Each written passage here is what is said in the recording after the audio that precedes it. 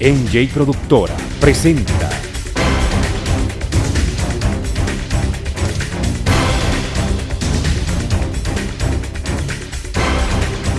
Justicia para Todos, un compromiso social con usted, con el ciudadano.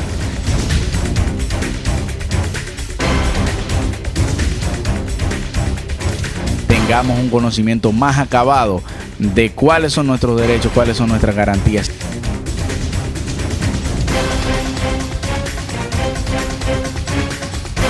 Muy buenas tardes, amigas y amigos. Sean bienvenidos a una entrega más de Justicia para Todos, que es un compromiso social con usted, con el ciudadano. En esta tarde queremos traer un tema fundamentado precisamente en el ámbito de la justicia, ubicado en lo que es el espíritu mismo del hacer justicia. Y para eso hemos querido tocar los articulados del Código Procesal Penal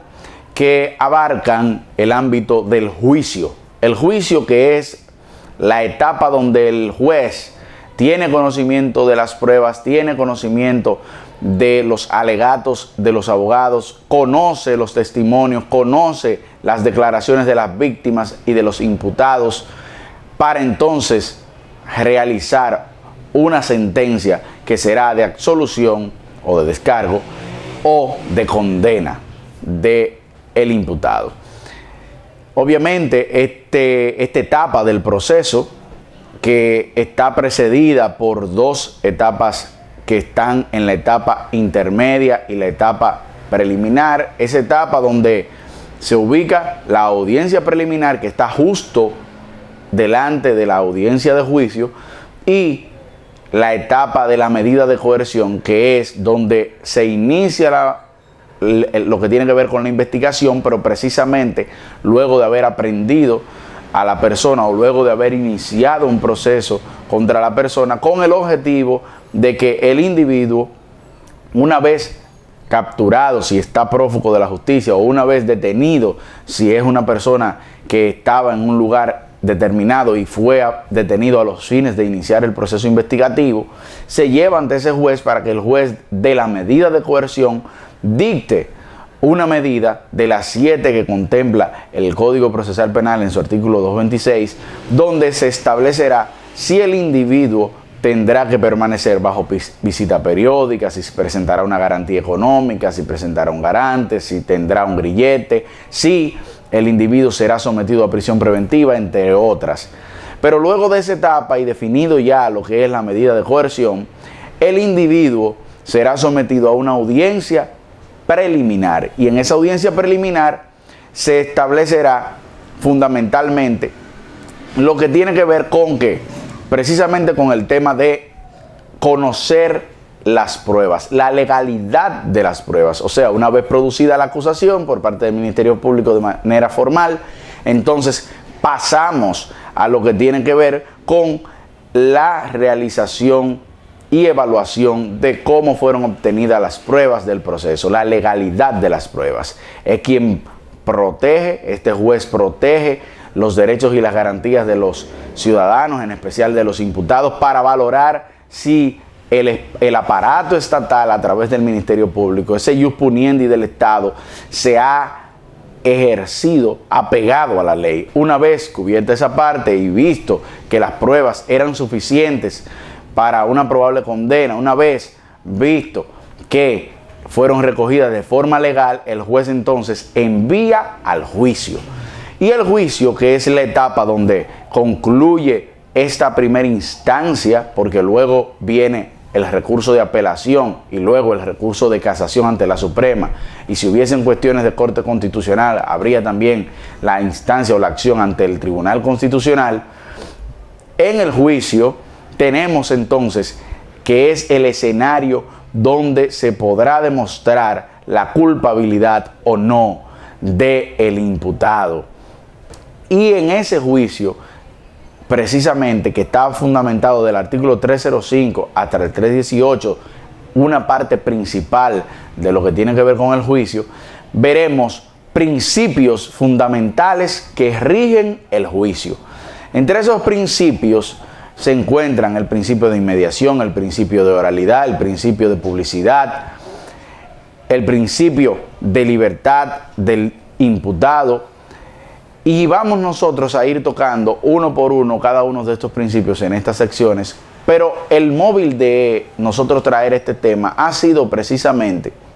algunas limitantes que se han producido, y como una consulta nos preguntaban si era posible o no limitar el uso de los medios de comunicación en las audiencias y en los tribunales.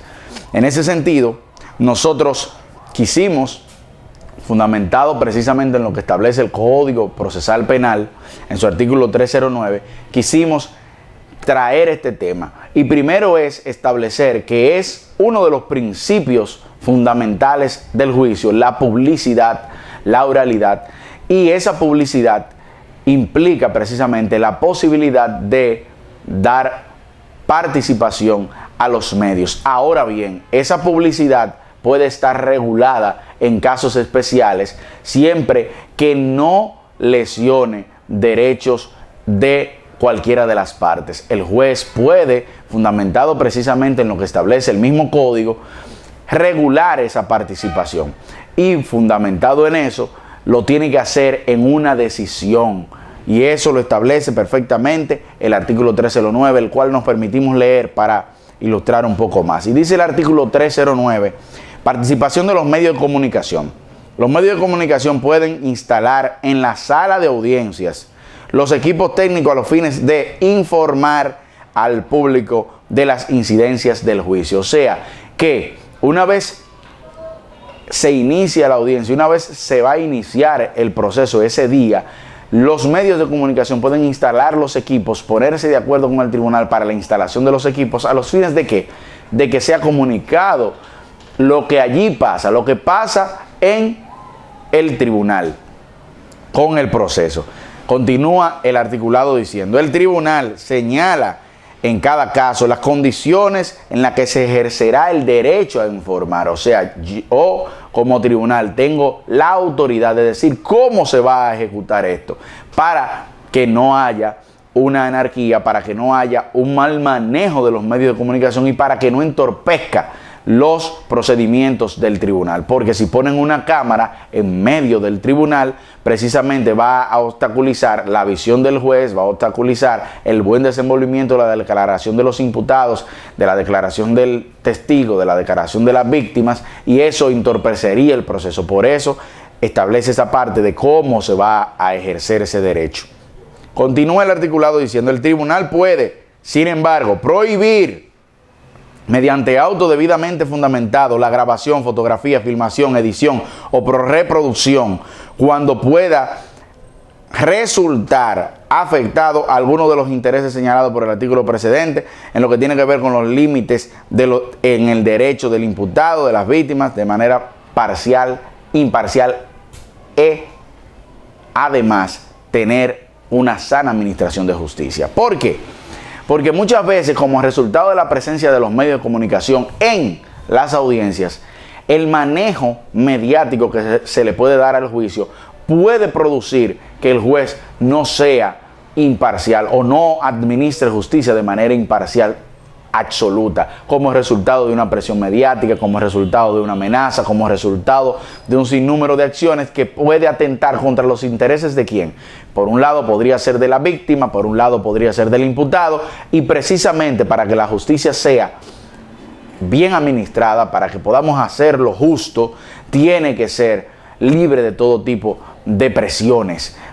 de otro poder, que podría ser los medios de comunicación, presiones de otro poder, que podría ser los agentes políticos o los actores políticos. Ningún tipo de presión debe mediar para que los jueces puedan administrar efectivamente y de manera justa la justicia. Pero ¿qué ocurre?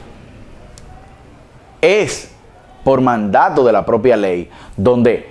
a través de ese principio de publicidad, basado en lo que la ley dice, es que puede establecerse la participación de los medios de comunicación. O sea, un medio de comunicación quiere cubrir un juicio en particular, debe hacerlo por las vías correspondientes, hacer una solicitud formal al tribunal, explicando, solicitando dónde y cómo va a colocar las cámaras a los fines de las incidencias del juicio y comprometiéndose a que eso no se constituya posteriormente en una presión a los medios, a los medios que pueda utilizar el juez o a las medidas que pueda imponer el juez, y que entonces se pueda administrar de manera efectiva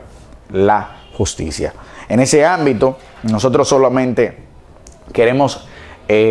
tocar por hoy, en lo que tiene que ver con los principios del juicio, el tema de la participación de los medios de comunicación y ese vínculo con el principio de publicidad, que lo hablaremos en la próxima sección con un poco más de amplitud. Hasta aquí, Justicia para Todos, en lo que tiene que ver con la participación de los medios de comunicación en los juicios penales. Muchísimas gracias por estar con nosotros y será hasta el próximo jueves cuando tendremos una entrega más de Justicia para Todos, que es un compromiso social con usted, con el ciudadano.